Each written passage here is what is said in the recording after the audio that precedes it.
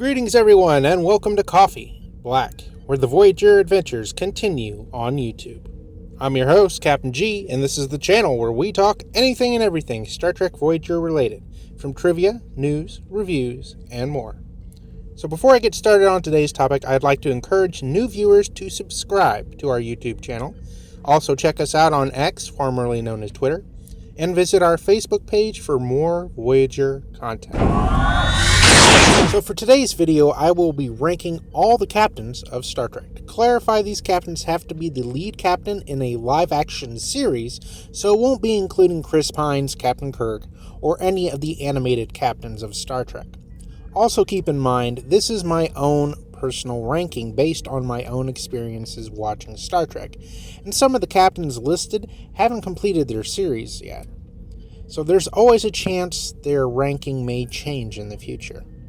I'll be taking a lot into consideration, but overall I'll be ranking these captains based on the character's performance and captaining style, starting at number 7. At number 7, I have Captain Burnham from Discovery. Now it goes without saying that Burnham is the lead of the series, but so far she's only been the captain for a couple seasons, which will technically be 3 seasons after Discovery's 5th and final season airs later this year. Burnham's command strategy through the majority of the series is basically, quote, well, I'll just do it myself. Which works well because she's a very capable character, but as a captain, she really needs to learn to delegate tasks to her crew so the ship is a much more successful union. We do see a little bit more of that in Season 4 of Discovery, but hopefully we'll see more of an evolution for Burnham in the 5th and final season. At number 6, we have Captain Archer from Star Trek Enterprise. It almost feels weird having Archer ranked this low, given that I think he's an extremely likable character, but the one thing he lacks most is a diplomatic touch, and in multiple situations he loses his temper, sometimes when it's apparent that it won't do anything but make the situation worse. I almost gave him a higher ranking just because he was dealing with situations in alien species no one else had dealt with before, but there have been a lot of really exceptional characters that have had more screen time and more seasons, so that's why he'll remain at the bottom of the list for me. At number 5, we have Captain Pike of Strange New Worlds. I've grown to appreciate Pike's diplomatic prowess a great deal in Strange New Worlds. One might say he's almost too diplomatic, something that's been highlighted in the Season 1 finale. He does a solid job of delegating tasks to his crew, but also takes point when necessary. Overall, he's only had 2 seasons, so there's still time for him to climb up in my rankings, but for now, this is where I'll have him.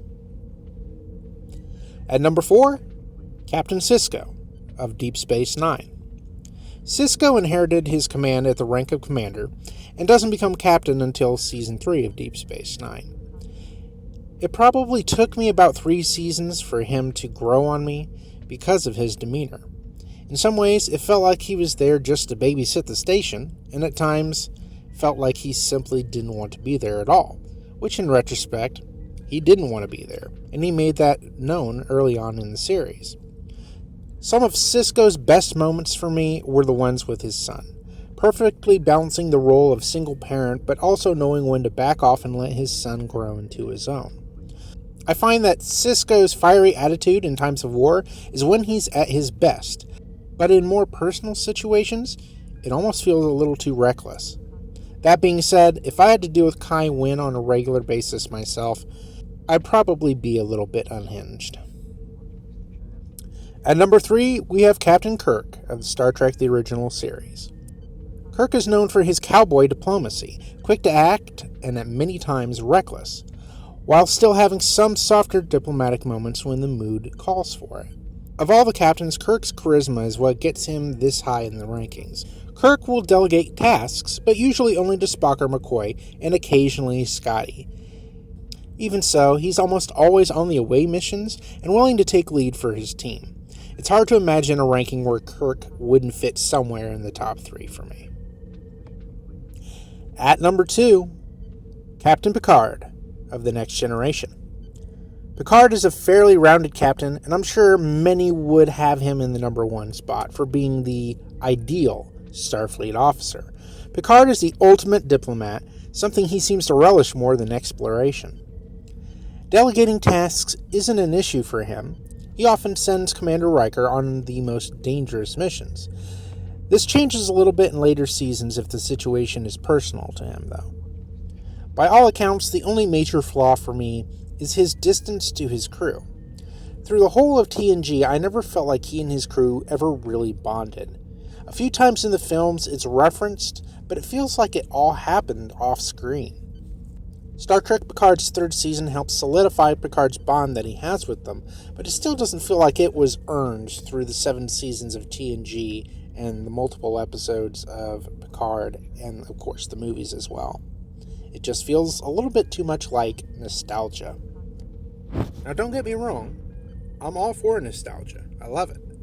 I just feel like there was one captain whose bond with her crew was simply better, and that captain is my number 1. At number 1, we have Captain Janeway of Star Trek Voyager. For me, Janeway represented a combination of the best traits from both the previous 2 captains on this list.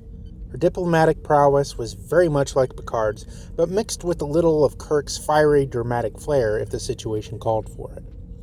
I feel like Janeway's diplomatic skill is a little understated in the Star Trek fandom, and she definitely deserves more recognition considering she negotiated treaties with the Hirogen, Species 8472, and even the Borg.